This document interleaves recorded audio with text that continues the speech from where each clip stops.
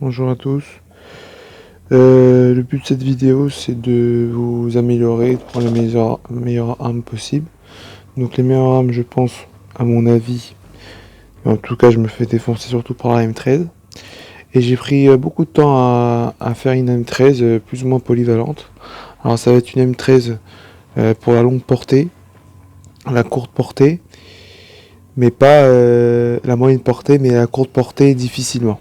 Bien qu'elle ait une énorme cadence, comment je l'ai build, comment je l'ai construit, quel équipement j'ai mis dessus, et bah ça va être pas aussi évident que ça. Donc ce qui est bien, et c'est l'avantage énorme de cette arme, c'est qu'elle a une cadence énorme de 88, on peut voir en haut à droite. Et aussi une autre chose très intéressante, c'est les munitions ici. Ces munitions là, bah, vous apportent énormément d'avantages. C'est-à-dire 20 portées de dégâts, c'est limite, ça rivalise avec les silencieux monolithiques. Et en plus de ça, elle fait silencieux, donc limite c'est un silencieux quoi. C'est un silencieux mais en balle. Il y a 10 de capacité de chargeur et 10% de temps de rechargement parce qu'il faut savoir que la M13 elle prend du temps à recharger. Et ça c'est un avantage énorme. Et donc grâce à ça, maintenant que l'arme est silencieuse, le canon on peut mettre ce qu'on veut. Et moi je me suis permis de mettre quelque chose qui va permettre de diminuer le recul horizontal et le recul vertical. Donc vous voyez en bas. Parce qu'elle a un seul recul horizontal et un recul vertical. Aussi, pour le recul horizontal, j'ai fait surtout ça, c'est avoir un canon long, et ça enlève le recul vertical aussi, ça augmente de 35% la portée des dégâts, donc c'est non négligeable. Mais alors vous allez me dire, il y a des avantages énormes dedans, qui s'appellent le temps de visée et vitesse de déplacement. Bah il peut s'enlever tout simplement en enlevant le pas de crosse, en fait. Et en enlevant le pas de crosse, et bah 3 de vitesse de déplacement, 14 de temps de visée, donc c'est faisable, c'est faisable. Si c'est pour de la courte portée, ça va être difficile, mais pour la moyenne et longue portée, ça va être super. Je vais pas vous présenter de gameplay, je sais pas, mais voilà, je vous conseille vivement d'utiliser cette classe-là M13. Et voilà, j'ai oublié le plus important, c'est ça, vous n'êtes pas obligé de le mettre, mais moi c'est comme j'aime bien faire de la longue distance, alors ça enlève le recul horizontal, le recul vertical. Et comme j'ai enlevé la crosse, ça passe très bien, ça passe crème. Ça passe crème. Donc ça c'est pour la M13. Voilà. Maintenant je vais vous donner des conseils par rapport à tout le carré qui est à droite. Je vous conseille de mettre un skin de personnage le plus fin et le plus discret possible pour que lorsque l'ennemi va vous attaquer, aura plus de difficultés à vous voir, plus de difficultés à vous toucher parce que vous allez être plus fin. Alors vous allez me dire, ouais, moi j'ai un téléphone un peu pourri, les skins que je vois en face de moi c'est des skins de base, mais tout le monde a des skins spéciales. Et quand quelqu'un qui a un gros téléphone et qui a un gros niveau, et ben lui il vous verra avec le skin que vous avez actuellement. Donc pour ceux qui ont des grands téléphones, c'est important. C'est bien que nous-mêmes on a un petit téléphone, et ben les adversaires qui ont un grand téléphone, et ben c'est intéressant à avoir. Maintenant pour la secondaire, vous pouvez mettre ce que vous voulez. Moi j'aime bien le Renetti. Ah, et j'aime bien avoir le silencieux. Donc comme ça va être pour la courte portée, parce que ma M13 elle fait pas de la courte portée, alors j'ai mis un silencieux léger, bien qu'elle va perdre 20% de portée dégâts, mais c'est pas grave, parce que là on n'est pas en train de voir la longue distance. Et mettre quelque chose qui est un plus ou moins important, c'est ça, c'est la gâchette légère qui va augmenter de 10% l'intervalle de tir. Et comme c'est des tirs à rafale, bah des fois, on peut pas tirer, il y a l'ennemi devant nous, on peut rien faire. Et augmenter au moins de 10%, c'est intéressant. Le tir au jugé, et je trouve ça intéressant de faire le tir au jugé, donc vous pouvez mettre celui-là aussi, hein, qui préfère mettre celui-là, parce qu'il rapporte aussi 25% d'intérêt entre la course et le tir. Mais moi j'ai bien celui-là pour être discret. Et après voilà, mettre un gros chargeur, vous connaissez, et j'ai mis un viseur dessus, donc j'ai mis viseur point rouge 1, qui est plus ou moins sympathique, pour bien viser, c'est-à-dire que en multijoueur, si vous mettez une rafale, le gars il est mort, c'est 3 balles il touche. Et ce qui est intéressant, c'est de faire sa première rafale et le tuer directement. pour ça j'ai préféré mettre un viseur. Au moins je vise bien, je mets bien le viseur où il faut. Alors le viseur il faut plus ou moins le mettre sur la poche en bas à gauche, sa poche droite en fait. Si vous mettez sur la poche droite, ben, en général si j'ai bien compris Renetti, cette arme ça, quand la rafale elle va vers la droite. Donc, si vous mettez plus ou moins au centre, moi j'essaie de viser la poche à droite. Et s'il est très proche, j'essaie de viser la tête, ça va le tuer très, très facilement, même en 2 balles ça peut le tuer. Parce que si ça peut mettre une balle, ça peut mettre 52 points dans la tête. Donc avec 2 balles, vous pouvez le tuer quoi. Si vous êtes très proche évidemment. Voilà, je vous conseille de prendre une photo de la classe et essayer. Si vous aimez pas, vous aimez pas, hein. Moi je vous fais des propositions. Après voilà, cette classe est surtout pour faire beaucoup de kills. À toute distance. Donc la M13, courte, moyenne et longue portée. Le Renetti, courte portée. Le skin, pour être le plus discret, le plus fin possible, pour recevoir le moins de balles possible. Le drone, pour savoir où sont les ennemis. Le choc VDR, c'est pas forcément nécessaire, mais des fois ça peut être intéressant. Si vous avez plus de balles, etc., vous vous cachez, vous mettez choc VDR, vous rechargez tout, le gars est tétanisé, vous venez, tac. Même si vous n'avez pas le temps, vous pouvez même lancer la termite sur lui. Moi j'aime bien lancer les termites sur les gens. Et je vous disais que c'est une classe pour faire énormément de kills, parce que j'ai mis les chiens.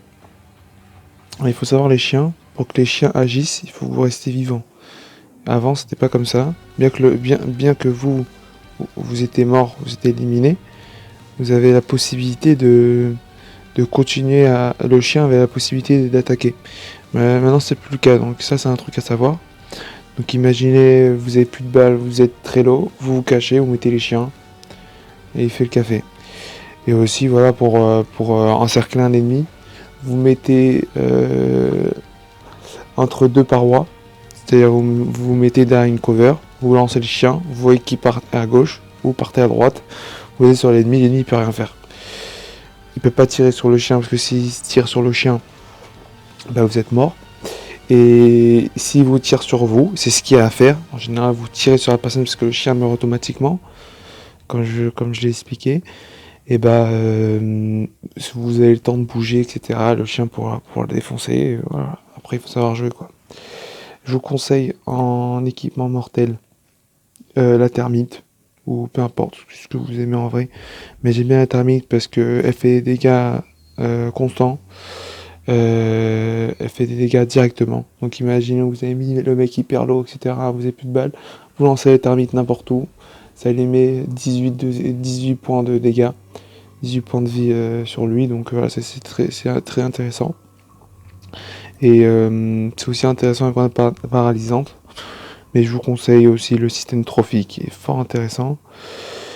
On parle évidemment pas de recherche et destruction, puisque capteur cardiaque ça peut être très intéressant. Et drone flash, je vous conseille pas. La fumigène, ça peut être intéressant pour faire des bonnes rotations en points stratégiques.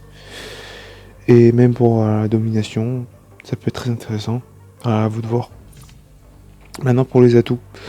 Alors ce qui est très intéressant avec ces deux atouts, l'atout récupération rapide et l'atout régénération rapide, c'est que même seulement en régénération rapide, c'est écrit dans la description, c'est que lorsque vous allez faire un kill ou vous allez faire une chose qui est liée à gagner, quoi, c'est-à-dire capture et défendre un objectif, ça augmente la régénération de la santé. Donc imaginez vous tuez quelqu'un, et il y a une autre personne qui arrive, et grâce à cet atout là, votre régénération ça va être plus rapide, et si vous êtes très low, vous allez pouvoir récupérer beaucoup plus facilement de la santé et pouvoir tuer beaucoup plus facilement le second. Mais ce qui est bien et qui est même cheaté, c'est de mettre aussi la récupération rapide de base, qui va augmenter de 35% la récupération de points de vie. Et en fait, quand vous mettez les deux comme ça, alors c'est très possible que vous êtes en train de tuer un. Moi ça m'arrive très souvent dans les killcams. Vous êtes en train de tuer un. Et il y a le deuxième qui est en train de vous tirer, mais vous pouvez pas le tirer dessus parce que vous êtes déjà en train de vous occuper du premier. Et le deuxième il va vous mettre énormément de balles. Moi, ça m'est déjà arrivé qu'ils mettent 150 points de vie pour me tuer. Parce qu'il y a besoin de beaucoup de régénération de vie parce que voilà, ma vie elle va très vite. Regardez, essayez de tuer quelqu'un si vous êtes très low. Avec ces deux atouts-là, votre vie elle va monter très rapidement. Et donc ça vous permet de mieux encaisser les coups. En parlant aussi de ça, il faut savoir utiliser. Par rapport à la vie, c'est ça. C'est l'armure cinétique. C'est très intéressant. Je vous explique pourquoi. Imaginez que vous êtes très low. Alors, l'armure cinétique, vous lirez vous-même, je ne vais pas vous faire un dessin, mais elle ne protège pas de la tête, ça c'est une chose importante.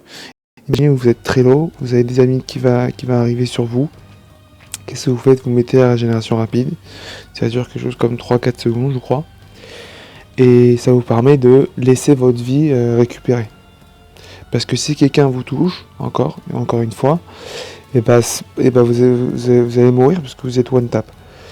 Et ça va vous permettre de récupérer votre vie facilement et pouvoir encaisser. Mais il ne faudra pas vous tirer sur la tête. Donc qu'est-ce que vous faites? Vous bougez dans tous les sens, vous faites des accroupis, vous faites des glissades. Pendant ce temps-là, tout en tirant, tout en réfléchissant sur le jeu, pas en faisant ça bêtement. Et ça pourra vous permettre de mieux agir. Maintenant donc voilà, ça c'est conseil. Si vous faites beaucoup de kills, vous mettez ça. Pour les points stratégiques et domination, vous mettez ça. Bouclier convertible, c'est intéressant, ça fait des dégâts constants, des petits dégâts constants sur la zone. Et ça saoule quoi. Ça saoule les ennemis, ça ralentit, c'est sympathique. C'est très... c'est cancer un peu, je vais pas vous mentir. C'est pour ça que je joue pas avec ça. Mais voilà, vous faites ce que vous voulez. Maintenant, pour l'alerte, pour l'atout bleu, vous mettez ce que vous voulez. Si vous faites un ranked, je vous conseille de mettre détermination. En fait, ça va vous permettre d'être MVP plus facilement. Ça va vous permettre d'avoir un meilleur... plus facilement les séries de points. Mais bon, si vous faites pas de la ranked, vous faites par exemple les défis, etc., où vous voulez pas forcément augmenter rapidement de niveau, mettez un autre atout qui va vous être utile. Donc pour recherche destruction, important de mettre le silence de mort. Bien qu'en courant, ça, on entend, mais on entend moins. Et c'est très intéressant. Il y a aussi un atout qui est sous-coté, c'est ingénieur. Non, pardon, pas ingénieur, c'est lui, alerte. Donc il y a alerte et alerte maximale, il faut le savoir. Il y a celui-là, celui-là et celui-là. C'est deux atouts différents et ils sont très intéressants. L'alerte, il est intéressant aussi en recherche et destruction ou quand vous faites des 1v3, etc. De savoir l'ennemi est où derrière une cover. C'est ça qui est intéressant.